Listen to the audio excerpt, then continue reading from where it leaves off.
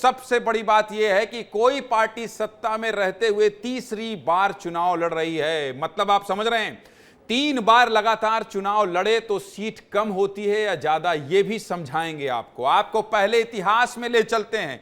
जब नेहरू के नेतृत्व में लड़ी कांग्रेस पार्टी चुनाव लड़ी तो क्या हुआ था, समझ लीजिए समझा देता हूं। साल 1951-52 में पहला चुनाव हुआ, तब कांग्रेस को 364 सीटें मिली। 5 साल बाद साल 1957 में चुनाव हुआ तो कांग्रेस को 371 सीटें मिली, मतलब 8 सीटें ज्यादा जीती। कांग्रेस लगातार पंडित नेहरू दूसरी बार प्रधानमंत्री बने और फिर साल 1962 में चुनाव हुआ। तीसरी बार नेहरू के नेतृत्व में ही कांग्रेस चुनाव लड़ी, लेकिन इस बार पिछले चुनाव के मुकाबले 10 सीटें कम हो गईं। कांग्रेस को 1962 के चुनाव में 361 सीटें मिली। ये इतिहास इसलिए बता रहा हूं क्योंकि तीसरी बार भारतीय जनता पार्टी 2 बार सरकार में रहते हुए चुनाव लड़ रही है। अब बीजेपी भी प्रधानमंत्री मोदी के नेतृत्व में तीसरी बार सरकार बनाने के लिए चुनाव लड़ रही है।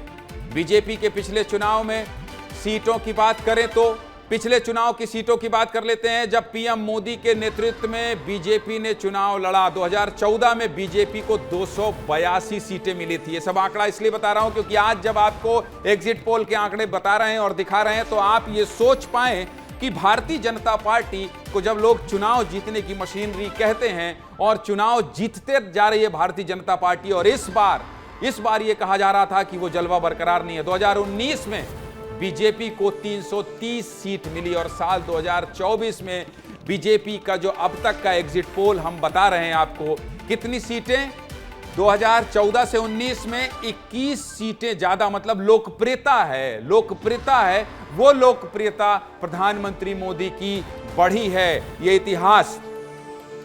इतिहास बताने के पीछे का मकसद ये था कि आप ये समझ सकें कि इतिहास क्या कह रहा है। कांग्रेस जब लड़ रही थी सरकार में रहते हुए तब आंकड़ा क्या था, और भारतीय जनता पार्टी मोदी के नेतृत्व में जब चुनाव लड़ रही है तब आंकड़ा क्या है। चलिए, कुछ ग्राफिक्स हैं जिसको समझाने के मुझे निर्देश दिए जा रहे हैं, तो चलिए आपको ग्राफिक्स के जरिए ये बता देता हूं, समझा देता हूं कि देखिए, जब पीएम मोदी के नेतृत्व में बीजेपी लड़ी, जो मैं आपसे कह रहा था उसको बड़े वॉल में दिखा के बता देता हूं कि आखिर भारतीय जनता पार्टी साल 2014 में 282 सीट जीती।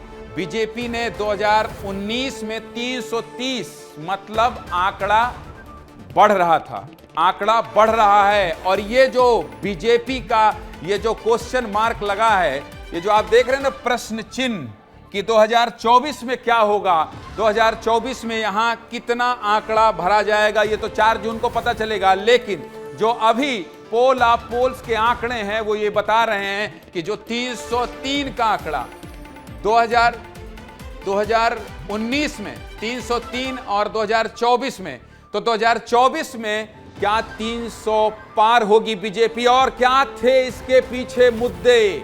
आखिर अगर बढ़त ये मिलेगी और ये बढ़ते जाएंगे आंकड़े, तो मुद्दे क्या थे जिसकी वजह से भारतीय जनता पार्टी को इतनी बड़ी बढ़त मिल रही है एग्जिट पोल के आंकड़ों के मुताबिक। चलिए मुद्दा बता देता हूं आपको, 2024 के चुनावी मुद्दे। एक तरफ आप प्रधानमंत्री मोदी को देख रहे हैं और दूसरी तरफ आप राहुल गांधी को देख रहे हैं। राहुल गांधी इसी ड्रेस में जब से न्याय यात्रा शुरू कर रहे हैं, वो इसी व्हाइट टी शर्ट में आपको दिखाई देंगे, और पूरे देश जहां वो चुनावी सभा कर रहे हैं या फिर पैदल जा रहे हैं, पूरी ठंड में इसी कपड़े में राहुल गांधी आपको दिखाई दिए हैं।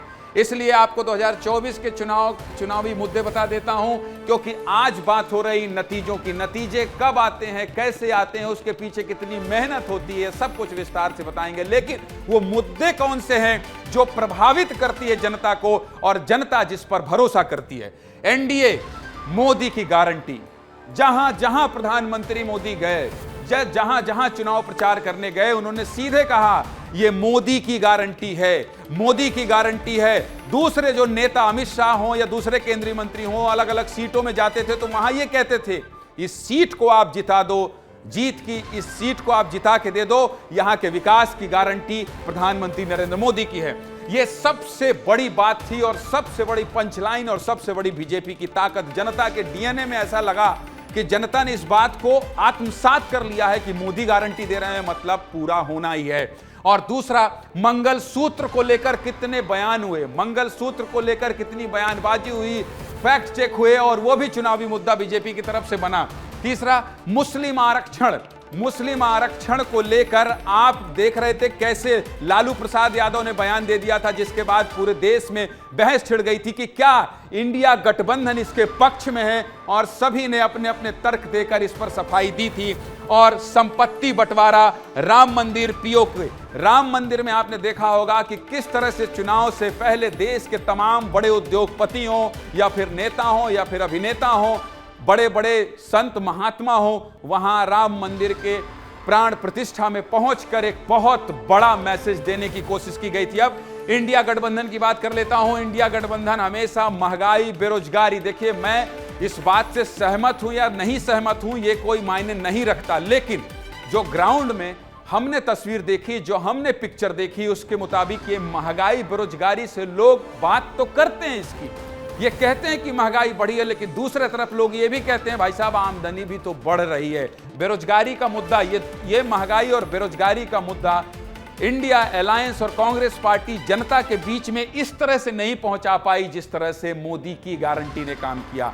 कोशिश इन्होंने बहुत की, लेकिन मोदी की गारंटी, एग्जिट पोल के जो आंकड़े दिखाई दे रहे हैं उसमें इससे हावी होते दिखाई दे रहे हैं। इलेक्टोरल बॉन्ड को लेकर इंडिया अलायंस ने और इंडिया गठबंधन ने बहुत चर्चा की, इस पर विस्तार से हमने भी कई बहस की, कई स्टोरी दिखाई, और इलेक्टोरल बॉन्ड को लेकर यह कहा गया कि भारतीय जनता पार्टी ने कितना पैसा लिया है, ये देखिए कितना चंदा लिया है। लेकिन अमित शाह आए, अमित शाह ने काउंटर किया और अमित शाह ने कहा कि यह फैक्ट है, और बोले कि ये बीजेपी है और एक तरफ इंडिया गठबंधन की अलग अलग पार्टियां। उसके बाद से ये मुद्दा भी जनता के बीच में उस तरह से इंडिया गठबंधन के लोग नहीं पहुंचा पाए जिस तरह से मोदी की गारंटी ने असर किया।